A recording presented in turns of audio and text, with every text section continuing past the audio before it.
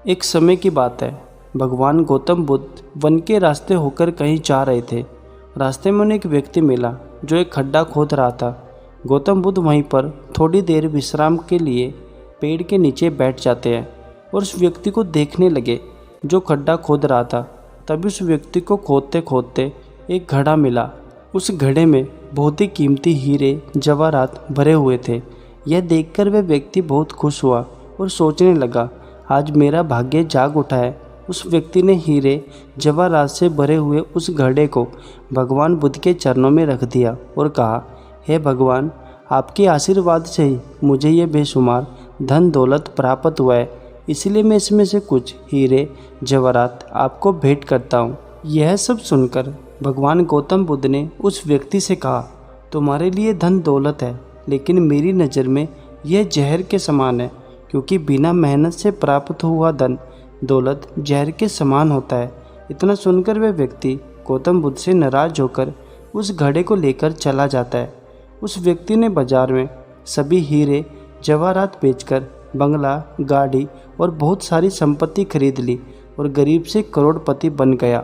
थोड़े दिनों के बाद किसी व्यक्ति ने राजा से उस व्यक्ति की शिकायत कर दी और बोला, महाराज, जमीन में दबा हुआ धन राज्य का होता है, लेकिन उस व्यक्ति ने उस धन दौलत को अपने ऐशोआराम के लिए खर्च किया है और ऐसा करना नियमों का उल्लंघन करने के बराबर है।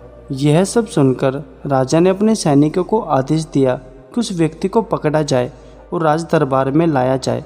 जब उस व्यक्ति को राज दरबार में लाया गया तो राजा ने उस व्यक्ति को घड़े को जमा करवाने के लिए बोला।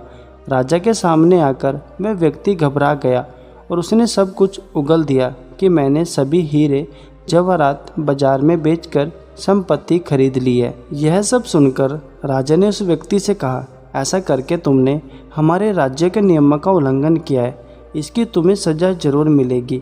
राजा के आदेश ने उसे अपने परिवार सहित जेल में डाल दिया गया और उसकी सारी संपत्ति जब्त कर ली गई।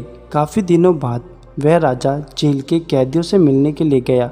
तभी उस व्यक्ति ने राजा से अपनी सज़ा माफ़ करने के लिए कहा और कहा, महाराज, जब मुझे वह घड़ा जमीन में खड्डा खोदते समय मिला था तो भगवान गौतम बुद्ध भी वहीं पर मौजूद थे, क्योंकि बिना मेहनत से प्राप्त धन दौलत जहर के समान ही होता है। इसलिए मैं एक बार गौतम बुद्ध के दर्शन कर उनसे क्षमा मांगना चाहता हूँ। राजा ने भगवान बुद्ध को अपने राज्य में बुलाया और उस व्यक्ति को भगवान बुद्ध के पास ले गया।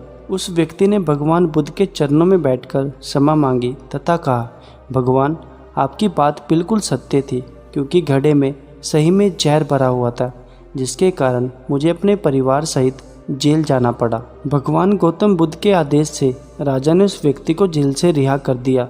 इसके बाद वह व्यक्ति ने उसी दिन से मेहनत के प्राप्त धन से अपना जीवन शुरू कर दिया। दोस्तों, इस कहानी से हमें ये सीख मिलती है कि बिना मेहनत के हासिल हुआ धन कभी भी खुशी नहीं दे सकता, क्योंकि बिना मेहनत के प्राप्त हुआ धन जहर के समान होता है। मेहनत से प्राप्त किया हुआ धन हमारे खून पसीने का धन होता है और उसकी हमें कीमत पता होती है, इसलिए हम उस धन को सोच समझकर खर्च करते हैं। वहीं बिना मेहनत से कमाए हुए धन की हमें कीमत नहीं पता होती, जिसकी वजह से हम उस धन को गलत तरीके से खर्च करने लग जाते हैं और हम गलत रास्ते पर चल पड़ते हैं, जिससे हमारी पूरी ज़िंदगी खराब हो जाती है और हम हमेशा ही दुखी रहते हैं। तो दोस्तों, आशा करता हूँ आपको छोटी सी ये कहानी ज़रूर पसंद आई होगी। फिर से मिलेंगे एक नई कहानी के साथ। तब तक के लिए आप हमारे चैनल को सब्सक्राइब कर लें। नमस्कार।